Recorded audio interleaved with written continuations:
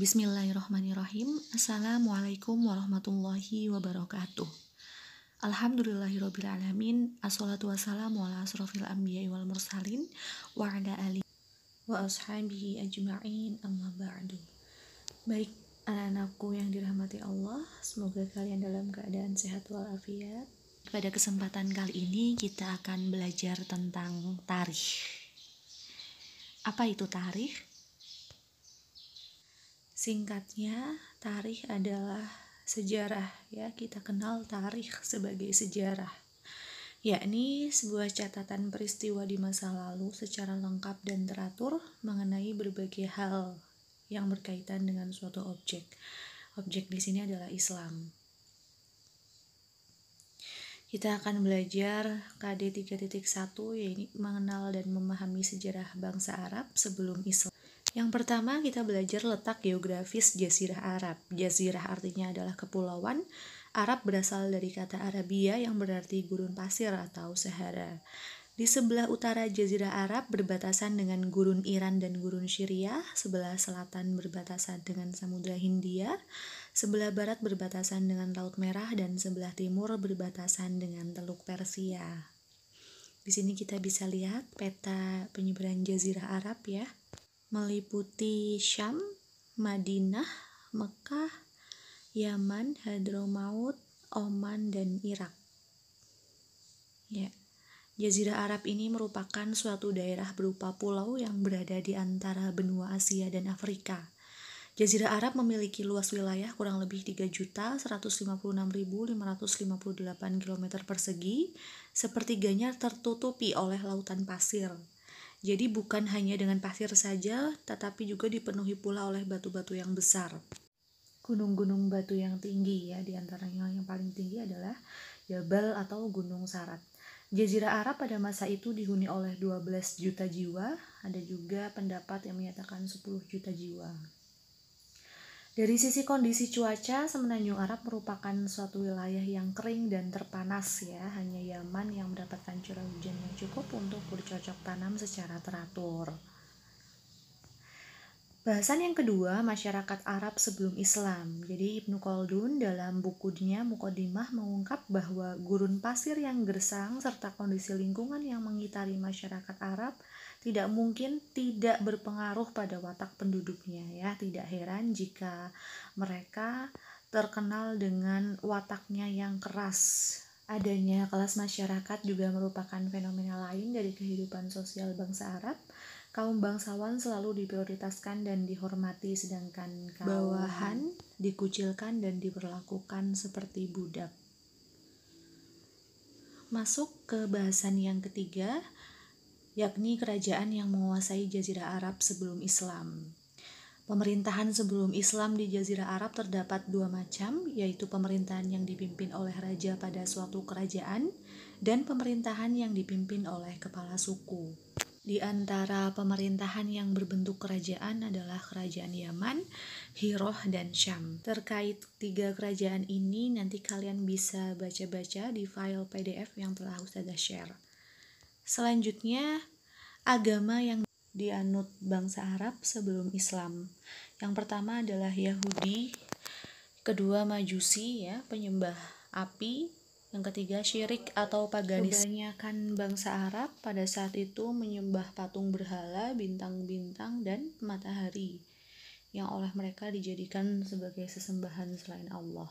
Yang keempat ada Al-Hunafa. Jadi Al-Hunafa ini mereka yang tetap berada dalam agama yang hanif, menyembah Allah dan tidak menyekutukannya, serta menunggu akan datangnya kenabian. Di antara mereka adalah Waraqah bin Naufal, penyair Zuhair bin Abi Salma, dan Abdul Muthalib, kakek Rasulullah SAW. Bahasan kelima mengenai kepribadian bangsa Arab sebelum Islam. Jadi peradaban Arab ketika itu memiliki corak, yakni bobroknya moralitas, bahkan sama sekali tidak mencerminkan budaya yang positif. Sehingga masyarakat saat itu dikenal dengan masyarakat jahiliyah, ya. Sifat jahiliyah dan kebiasaan buruk ini contohnya mengubur hidup-hidup anak perempuan mereka karena malu, anak perempuan dianggap hina, wanita haid dianggap najis, dan mereka suka minum minuman keras juga berjudi. Kepribadian baik bangsa Arab diantaranya keberanian dan cepat memberi pertolongan, mereka dermawan dan suka menepati janji. Baik, sekarang kita mulai masuk pada tarikh, yakni tarikh pada masa Nabi Muhammad SAW. Perjalanan panjang sejarah Islam dimulai dari titik Rasulullah SAW. Tarikh Islam Nabi Muhammad ini tentu sangatlah penting, apalagi mengingat perjuangan beliau dan para sahabat yang begitu dahsyat. Materi tentang tarikh dari Nabi Muhammad SAW ini kita skip terlebih dahulu. Kita akan lihat tayangan video tentang pembangunan Ka'bah di masa Nabi Ibrahim dan Nabi Ismail alaihissalam.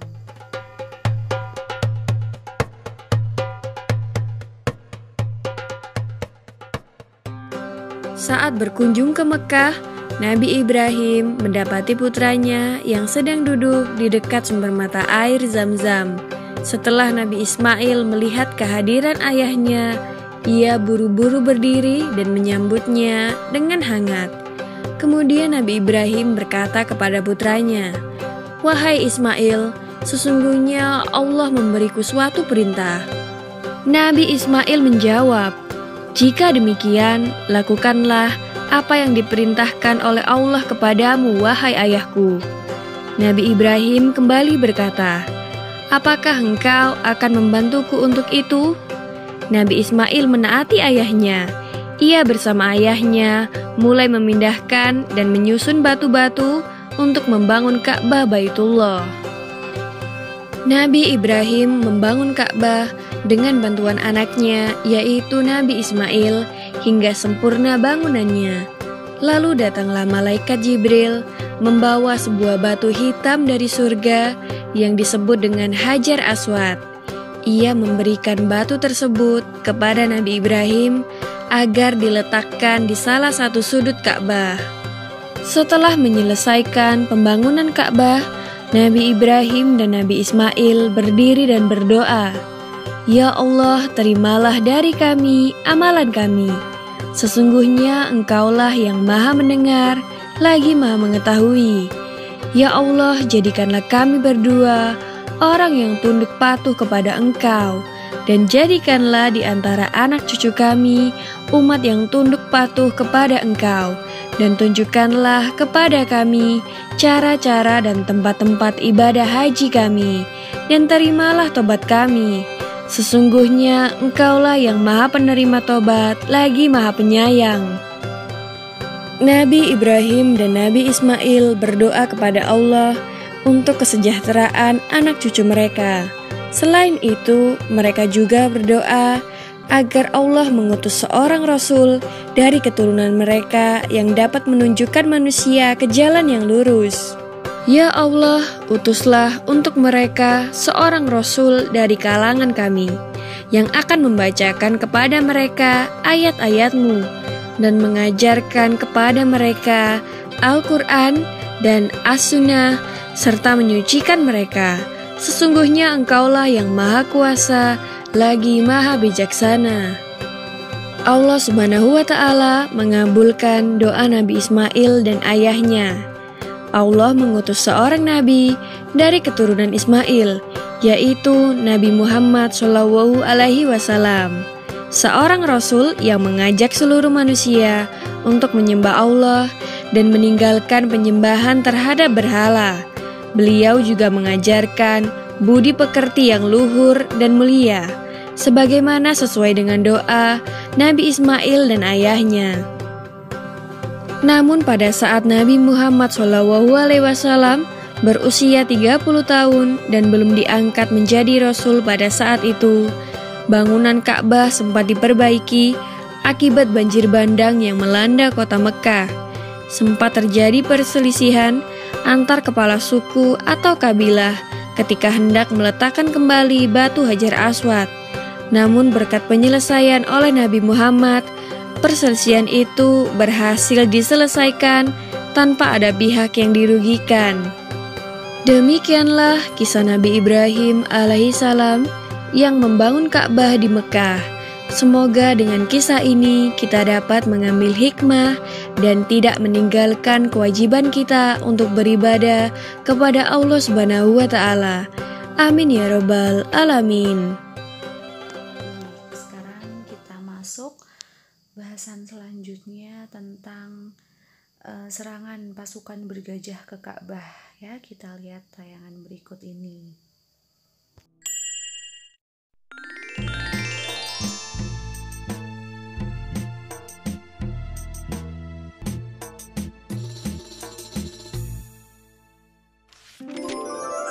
Kisah penyerangan pasukan bergajah ke Mekah. Kisah ini disebutkan di Al-Quran, Surat Al-Fil ayat 1 hingga ayat ke-5. Kisah ini menceritakan tentang gagalnya penyerangan pasukan bergajah yang ingin menghancurkan Ka'bah. Dalam kisah ini, Allah memberikan pelajaran bagi kita tentang akibat seseorang yang sombong dan merasa dapat melawan kekuasaan Allah. Peristiwa luar biasa ini terjadi sekitar tahun 571 Masehi di kota Mekah yang bertepatan dengan tahun kelahiran Nabi Muhammad Sallallahu Alaihi Wasallam. Kota Mekah ramai dikunjungi masyarakat karena letaknya yang strategis, berada pada jalur perdagangan di Hijaz. Terlebih lagi, setiap hari banyaknya pengunjung yang mendatangi Ka'bah. Hal itu membuat kota Mekah semakin ramai. Sementara itu, Gubernur Yaman bernama Abroha yang membangun pusat pemerintahannya di kota San'a merasa iri dengan keramaian kota Mekah. Ia berpikir bagaimana caranya agar kota San'a lebih ramai dari kota Mekah. Abroha memiliki ide untuk membangun gereja yang megah. Gereja itu diberi nama Al-Quds. Ia berpikir dengan adanya gereja yang mewah dapat menarik perhatian masyarakat dan menyaingi kota Mekah. Wahai pengawal, bagaimana perkembangan kota San'a sekarang setelah dibangun gereja Al-Quds? Apakah lebih ramai dari kota Mekah? Maaf tuanku, walaupun kita sudah membangun gereja yang megah, orang-orang tetap ramai mengunjungi Ka'bah. Apa? Baiklah kalau begitu, kita akan hancurkan Ka'bah. Siapkan pasukan yang besar. Besok kita berangkat menuju Mekah. Siap tuanku. Keesokan harinya, Abroha bersama para prajurit bersiap untuk menyerang Ka'bah. Mereka menggunakan gajah untuk mengangkut segala peralatan perangnya. Sesampainya di perbatasan Mekah, pasukan Abroha melakukan aksi perampasan. Mereka merampas harta benda dan hewan peliharaan penduduk Mekah, termasuk unta-unta milik Abdul Muthalib. Abdul Muthalib adalah kakek Nabi Muhammad, sekaligus orang yang diberi kepercayaan sebagai juru kunci dan menjaga Ka'bah. Wahai saudaraku, Abdul Muthalib, ada hal buruk yang ingin aku sampaikan kepadamu. Ada apa, wahai saudaraku? Kenapa nafasmu tersengal-sengal? Ada seorang bernama Abraha. Ia datang dari Yaman bersama pasukan yang besar. Mereka mengendarai gajah dan merampas harta serta hewan peliharaan penduduk, termasuk 200 ekor unta-unta milikmu. Mendengar hal itu, Abdul Muthalib bergegas menuju tempat Abroha dan pasukannya untuk menanyakan kebenaran kabar itu. Wahai Abraha, apa tujuan Tuan datang kemari dengan membawa pasukan yang besar ini? Aku datang ingin menghancurkan Ka'bah. Ka'bah telah membuat orang-orang tidak mau mengunjungi kotaku San'a. Padahal kami telah membangun gereja yang megah dan lebih indah dari Ka'bah. Lalu, apa maksud kedatanganmu kemari, wahai kakek tua? Saya minta Tuan mengembalikan 200 unta-unta saya. Jadi, kamu tidak berniat untuk menghalangiku menghancurkan Ka'bah, wahai kakek tua? Saya hanya memiliki unta, sedangkan Ka'bah bukan kepunyaan saya. Ada Tuhan yang menjaganya. Baiklah, aku akan mengembalikan unta-untamu. Sekarang, pergilah wahai kakek tua. Jangan halangi aku dan pasukanku. Abdul Muthalib kembali ke rumahnya. Kedatangannya sudah ditunggu oleh para penduduk. Abdul Muthalib menceritakan tujuan Abroha datang ke Mekah. Tidak lain adalah untuk menghancurkan Ka'bah. Lalu sekarang, apa yang harus kita lakukan, wahai Abdul Muthalib? Sementara ini kita mengungsi ke bukit sampai keadaan kota Mekah aman kembali. Baiklah, kami akan segera berkemas-kemas. Abdul Muthalib dan para penduduk mengosongkan kota Mekah. Mereka mengungsi ke daerah perbukitan di sekitar kota Mekah untuk berlindung dari serangan pasukan bergajah. Wahai prajuritku, sekarang adalah saat yang tepat untuk menghancurkan Ka'bah. Maju dan serang! Namun, gajah-gajah itu tidak bergerak dan duduk seakan kakinya terikat. Kenapa gajah-gajah ini tidak mau berjalan? Wahai prajurit, cepat pukul gajah-gajah ini agar mau bergerak. Para prajurit memukul gajah-gajah itu berkali-kali dengan harapan agar mau berdiri. Namun usaha mereka sia-sia. Wahai Tuan, lihatlah ke atas langit. Apakah itu? Dari arah langit, tiba-tiba datang sekawanan burung membawa batu-batu panas. Seperti yang disebutkan dalam surat Al-Fil ayat 3-4. Dan Dia Allah mengirimkan kepada mereka burung yang berbondong-bondong yang melempari mereka dengan batu dari tanah liat yang dibakar. Abrohah dan para prajurit berlarian meninggalkan Ka'bah.